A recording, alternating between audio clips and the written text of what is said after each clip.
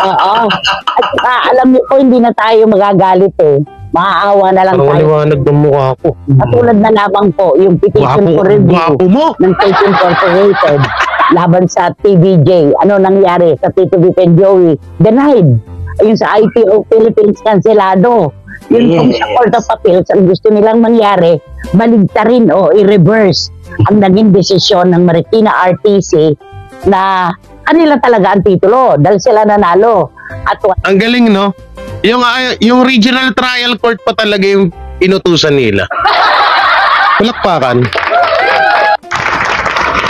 Ang galing naman nila. Kung kalahin mo yun, isa kang complainant. Complainant ba tawag sa ano?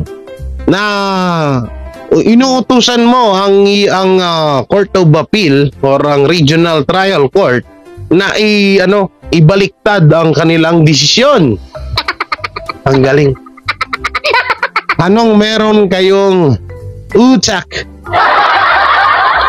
Buri mo, ibig sabihin, kayo na lang pumalit sa Regional Trial Court. Kayo na lang, kasi inutusan nyo sila eh. Hindi sana kayo na lang pala doon, mas marunong pala kayo sa kanila. ng ibang may-ari pa ng titulong Itbulaga, kundi ang sila. hindi kang Joey. Diba?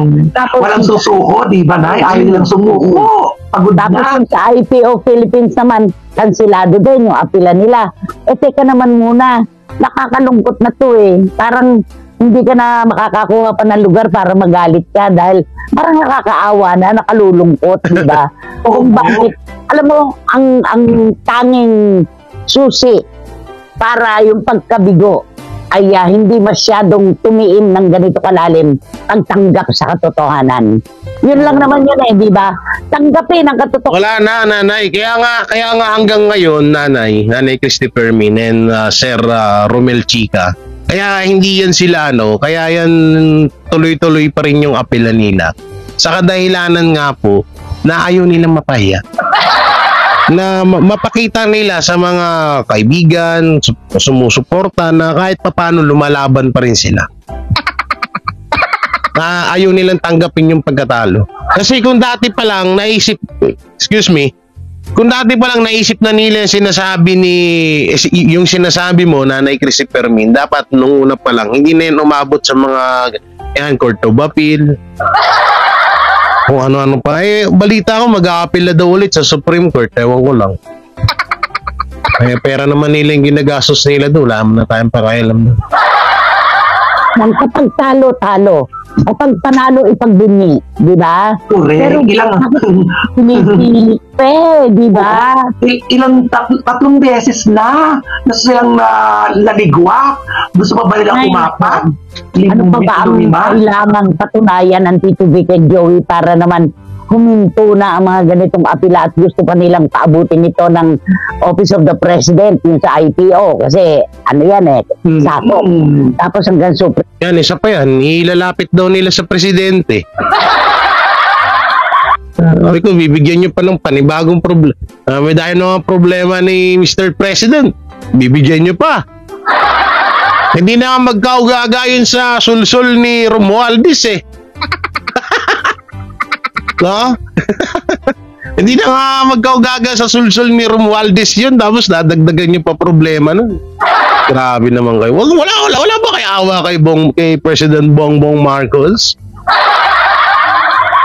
The one of a kind? Wala ba kayo awa doon? Dami ng problema nun, dadagdagan nyo pa sa... Alam nyo, matagal na kayong talo eh. Tapos pagdating doon, sabihin niya to. Kasi, alam ko kasi itong si Alusos, kampi to sa mga Duterte. No? So doon, wala tayong masasabi sa kanila about sa Duterte. Wala tayong masasabi doon. Kaso, nalaman ni Bongbong. Pagpasok doon, pag-akyat pa lang doon.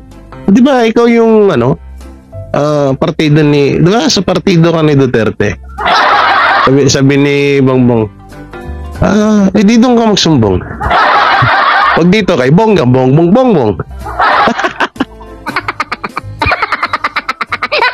Hindi, ewan ko lang pero para sa akin kasi parang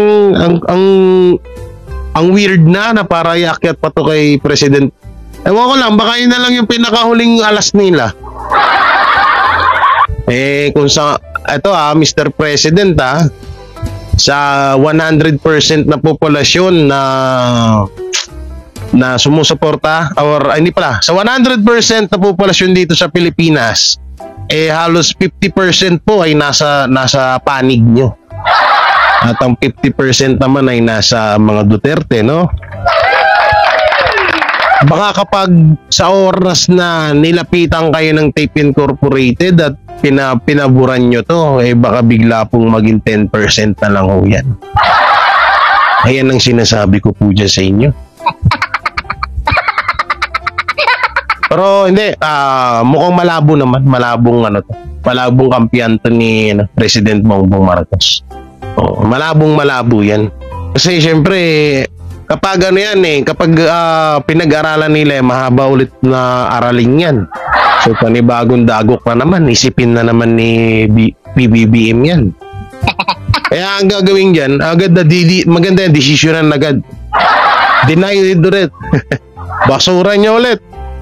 Pero ewan ko lang kung totoo hindi ko alam kung ano. Tapos may Supreme Court pa naman No, may Supreme Court pa naman daw Sabi niyang mga vlogger ng Tape Incorporated, may Supreme Court pa naman daw. Kaya malaya pa, hindi pa daw tapos ang laban. Ano po ba ito? Sabi nga natin, ang pagkatalo ay hindi naman senyal ng pagkatalo habang buhay.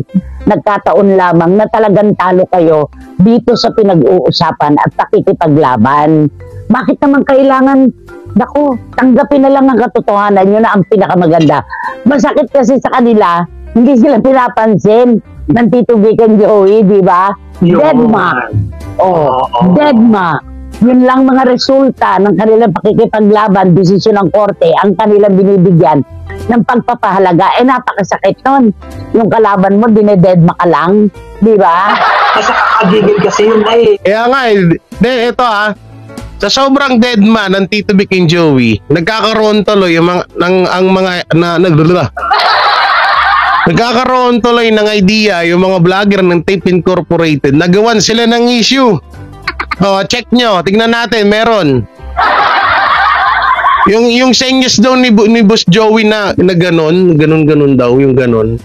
Ano daw, para daw sa tape yun. Sabi ko, wala.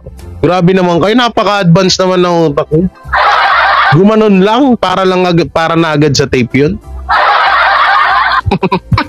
Ay, nako. Yung bang inaano mo, di ba? Pinoprovoke mo awayan, pero alam mo yung dinadaan-daanan ka lang. Di ba? Mas masakit kasi yun Mas masakit yun. Sabi nga ni Ching Bautista Silverio, lahat isinisisi ng tape but themselves. Lahat sinisisi ng tape but themselves. In denial pa rin sila. Karma na nga ayaw man tumigil. Sabi niya. Tapos si Juris, meron siyang talaga, meron